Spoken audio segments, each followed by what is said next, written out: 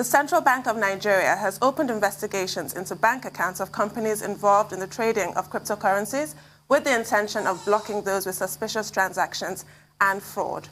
The Apex Bank has also pushed back criticisms of the policy, saying the bank would under no circumstances abandon its regulatory roles to critics. The bank says the restriction regime is to protect Nigerians and the financial system. The numbers continue to grow of those supporting the CBN on this matter, including so far the Association of Bureau de Change Operators of Nigeria, the Arewa Consultative Youth Movement, Ohaneze Indigbo Youth Movement, Oduduwa Youths, and Middle Belt Youths. Joining us now to look at the international implications of a growing investment in cryptocurrencies is Professor Kingsley Moghalu, a former Deputy Governor of the Central Bank of Nigeria and a presidential candidate in the 2019 elections. Professor Moghalu is currently engaged on a high-level special assignment for the United Nations Development Programme as a special envoy on post-COVID development finance for Africa. Welcome to the program. Good morning, Prof. Good morning. I can't see you. Can you see me? We can see you. Yes, we can see you. Oh, okay, great. Wonderful. Okay. But you can hear us. That's more important. Yes, of course. Okay. Absolutely. Well, very quickly, let me start with a piece written by Obadiah Melafia, titled, What's the Big Deal About Cryptocurrencies? And I pose the same question to you, but quickly, what do you think of the policy by the CBN, and what do you think of how the CBN has gone about implementing that policy with regard to Bitcoins? But we'll take a quick break. When we return, the conversation will continue. Please stay with us.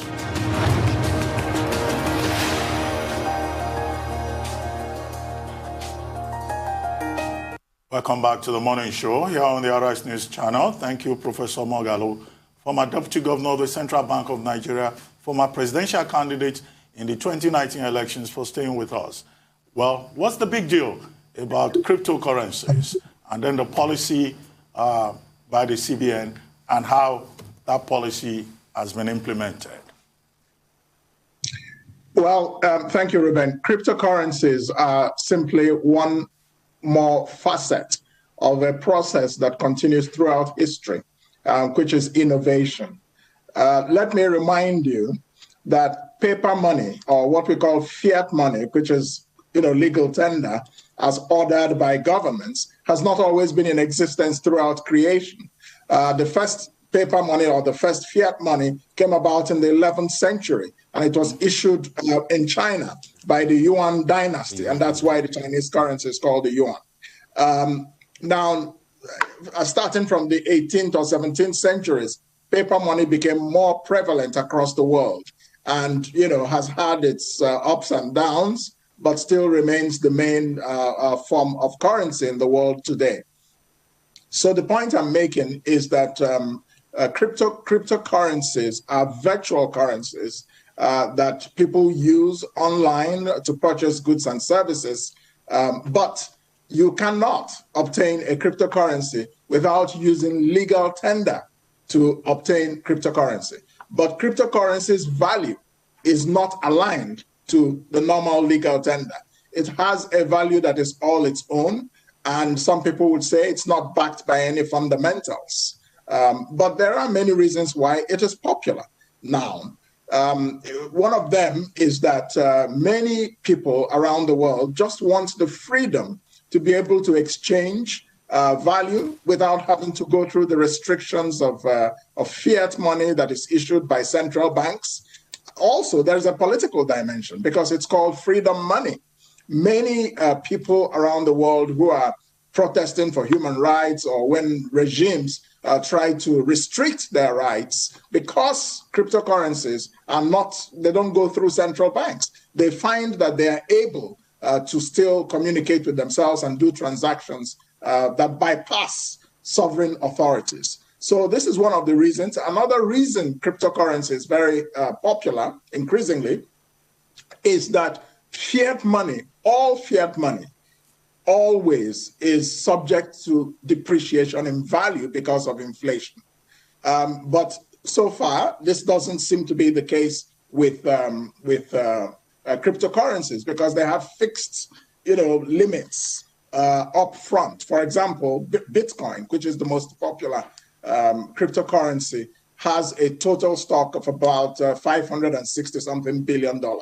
So in the world today, there is about almost $1 trillion worth of cryptocurrencies. So it's a significant form of exchange, especially in an age where innovation is becoming faster and faster online. So this is what's the big deal. And many central banks have never been comfortable with cryptocurrencies. That's what I can tell you. But some central banks, despite their discomfort, have begun to adapt to it because they recognize that the inevitability of innovation. So they focus their minds down on how can we manage this thing? How can we make sure that it does not bring our financial system to ruin? So, and that's the issue with the central bank decision. It does appear in the eyes of many people, although the central bank clearly has the authority to regulate the currency and financial space, but some people would say this looks a bit reactionary. Why wouldn't the central bank find a way to be ahead of the curve instead of behind the curve? So I can understand their concerns. There are concerns about criminality and fraud, but every medium of exchange is subject to fraud and criminality. This is why, when I was in the central bank as deputy governor, I led the team that introduced the bank verification number, the BVN. It was to act as a unique identifier to improve the security and efficiency of the payment system. So we too, I'm no longer in the central bank, but the central bank too, especially in our time, we did have a tendency for innovation ourselves. So I don't see why there should be some sort of, declaration of a third world war between the central bank and cryptocurrency. What would you have preferred to see happen instead of an outright ban? Well, I would have preferred some deep thinking about how to come up with a regulatory framework that restricts the use of cryptocurrency or subjects it to some sort of surveillance that alerts the central bank if there are serious abuses that can affect financial system stability. The bank has to be worried about the stability of the financial system, and that's what its concern is. So, you have to be able to monitor to see whether there are signs of that coming on, and you can stop trading or do other things. But, an outright, ban of financial institutions from, having accounts associated with cryptocurrency exchanges or cryptocurrency trading seems to me a bit, it wasn't necessarily the best approach to the problem. That's what I think, even though I understand why they have done it. There's another issue, and that is the fact that there is regulatory dysfunction. There is lack of regulatory coordination. The Securities and Exchange Commission, recognizes cryptocurrencies as financial assets. And in September last year, they said that they will be issuing a regulatory framework for it. So it does look as if the right hand doesn't know what the left hand is doing, and so on. So there are several issues here. Then there is another issue. That is the fact that we are in a depressed economy. A lot of Nigerians are making a living from trading in these cryptocurrencies, many of them young people. And so there is an impression created that people in Nigeria make progress, young people especially. They find avenues to be creative and innovative and make progress not because of the government, but in spite of it. And that's a bit unfortunate also, in my view. I mean, you said it rightly there, but I mean, if we go back to Wealth of Nations, I mean, the classical inquiry into Wealth of Nations by Adam Smith, he said two things. The levers that pull up a society, demand and supply, and he said something. He said the hidden hand, you can call that the hand of God if you want to. Isn't this the hand invisible of... hand. The invisible hand. The invisible hand. The invisible hand of the market, Yes. The hidden hand, the invisible hand, which is regulation, which Adam Smith couldn't talk about extensively there when he wrote. I'm sure if he wrote it now, he will be talking about this regulation. Couldn't we have used regulations like this? Because the money itself is an illusion. Money, markets do fail over the years. I mean, I was making an explanation about how the Rente-Mark, the Germans had to peg the marks with land before the Second World War when the Deutschmarks failed and things like that. And we've had things like Dodd-Frank and the likes. Couldn't we have investigated that and used that only to the fact that we have a digital economy rather than just pulling the plug? Well, before Dodd-Frank was the Central Bank of Nigeria, of which I was a part, headed by Lamido Sanusi.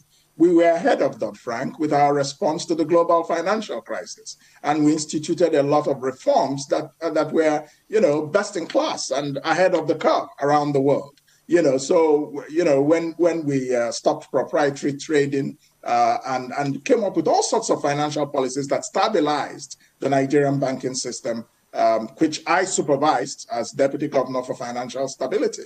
And I regulated the bank, the system, which was worth 17 trillion naira in value at that time.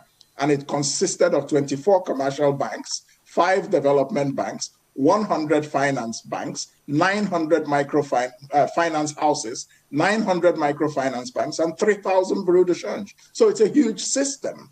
And I can understand why the central bank would have its fears, but I think the central bank should be imaginative and take a risk management approach to the issue of cryptocurrency. Professor Moghalu, sorry to interrupt you at this point. We need to take a short commercial break, and then we'll come back to you. Please stay with us. We'll be right back.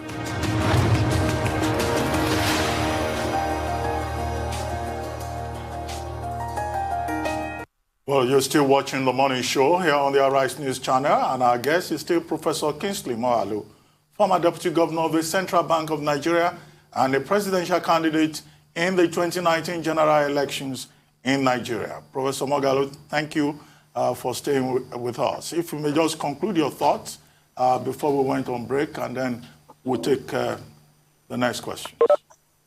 Yes, and I think I was saying that we also have to look at the practical implications of these kinds of decisions in a depressed economy. A lot of young people make a living from cryptocurrency trading and investments. Investments are a risk that are personal to investors. So long as they do not affect systemic stability, you take your risk. You can make money or you can lose it. It's not, quite frankly, that's your own decision.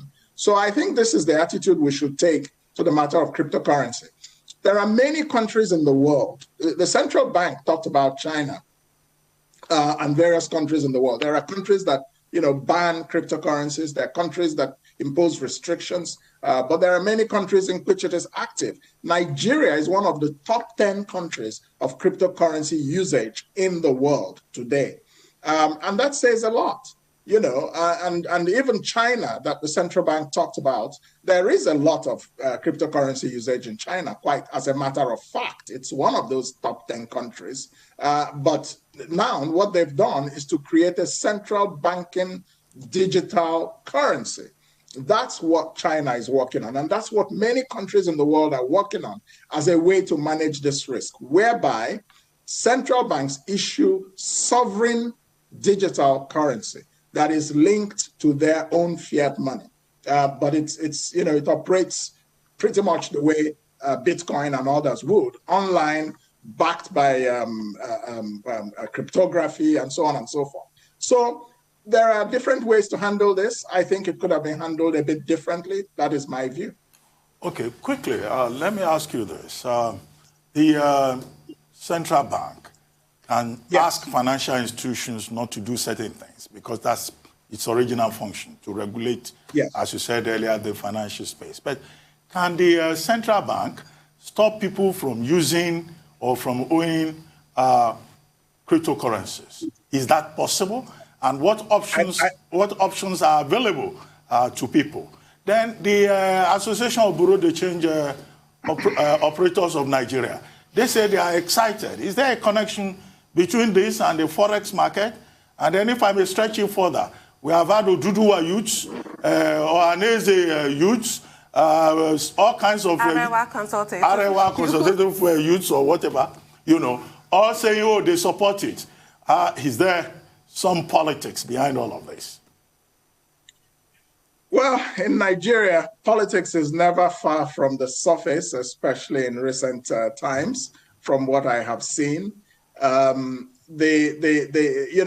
all know that during the EndSARS movement, Bitcoin and cryptocurrencies were used to support the peaceful protests when the central bank started restricting access to accounts of people who were involved or supported the protest, which was a move that I did not support, by the way.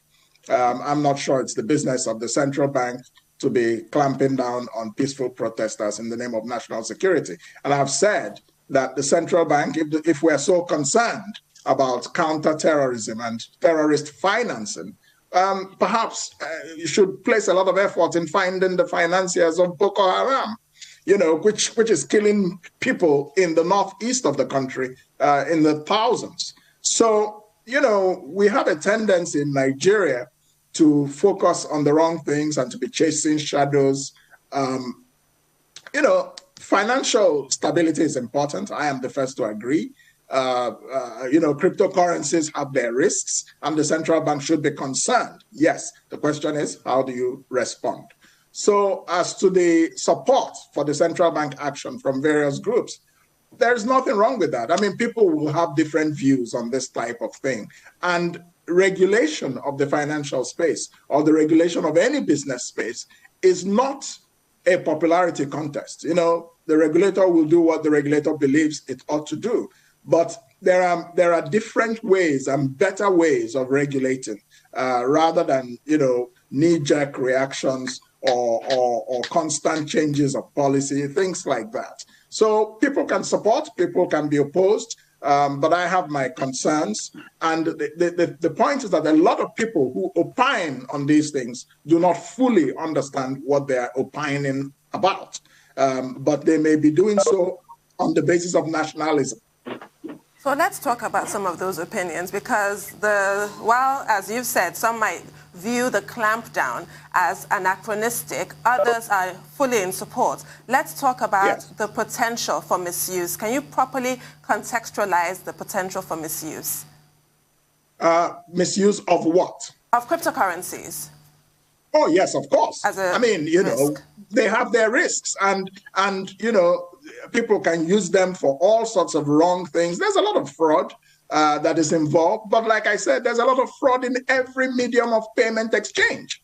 And that's why, as I was saying in the beginning, when we were at the central bank, I led the team that introduced the bank verification number. It was to stay ahead of the curve because we were introducing electronic banking. We were digitalizing the banking space, and we knew that there would be risks. That risks would increase as more people have access to the banking system. So we came out with a number of steps, including cashless transactions. One of the reasons why we introduced cashless was to address corruption, and also to help us check inflation. You see, so these were some of the reasons we were trying to be ahead of the curve, and I would recommend that sort of approach here. So there's no medium of exchange, whether it's electronic payment systems, whether it's paper money, whether it's cryptocurrency, that is risk-free or that is free from fraud.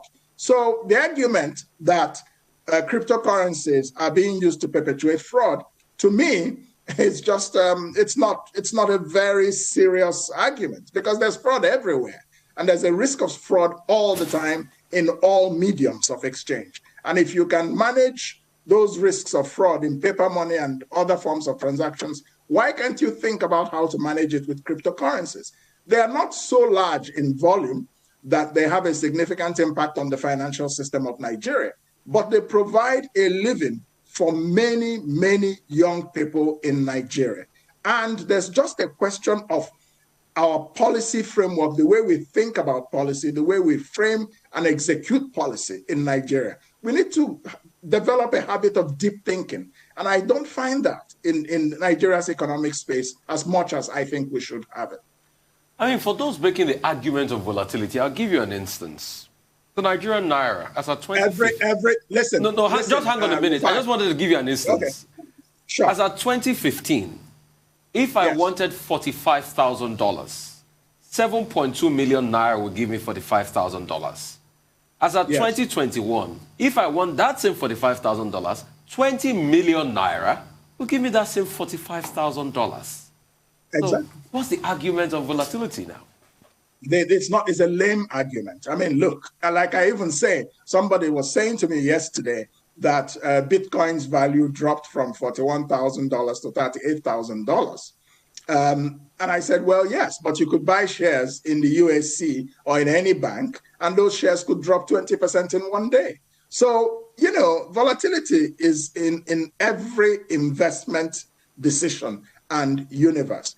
And again, I said that even though the central bank can regulate banks and, you know, the question of the currency, but they cannot regulate how people decide to exchange value between themselves. And I said, if I give you my shirt and you give me your belt or your shoes, and we feel a good exchange has taken place, whose business is that? So, you know, the central bank regulation is geared mostly to exchanges of cryptocurrencies. So let's also be very clear about that. It's targeted at exchanges.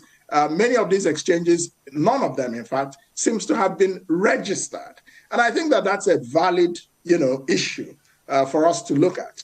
But, you know, there is always a risk of volatility, and it's an investment decision. So long as you cover it to affect only the individual who has taken the risk.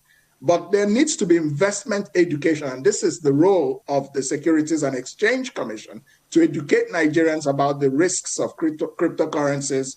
If you think this fad is for you, please be aware that you could get burnt. Just like people investing in the stock market. There was a time people in Nigeria thought that share prices could only go up and never came down. And they learned a bitter lesson in 2008. So it's just what it is. Okay, as we try to bring this conversation to a close, you cited the example of China and how China is moving towards digital currency. Some people have cited the example of Sweden, where they're talking about e-krona. Yeah, but Sweden, what are the global best practices that we can learn from?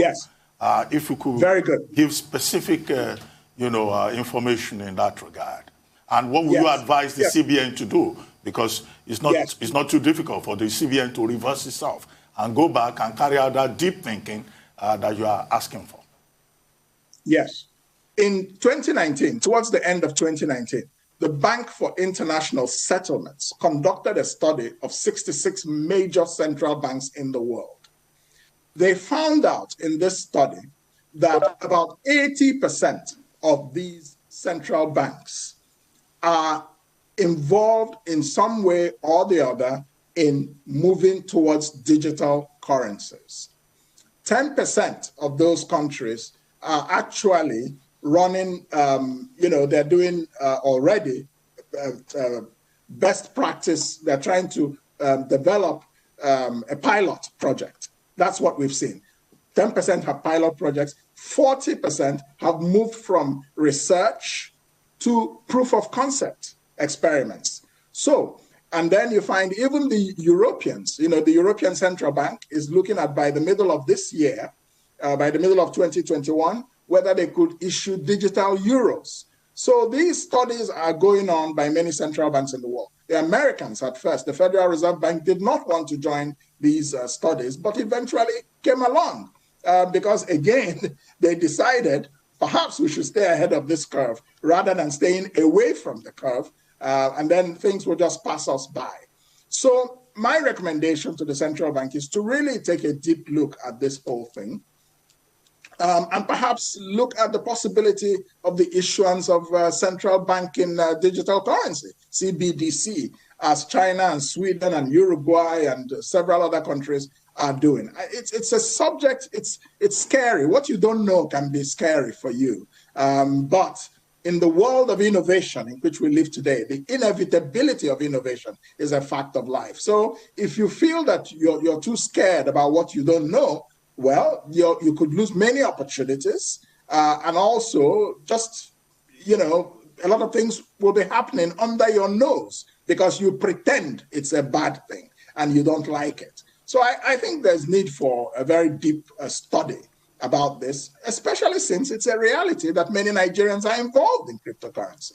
If your country is one of the top 10 in the world, I don't think it's a wise approach to just ignore it or banish it to some outer universe. Well, thank you very much, Professor Kingsley Moghalu, for joining us and for the insights that you have provided. Thank you very much indeed.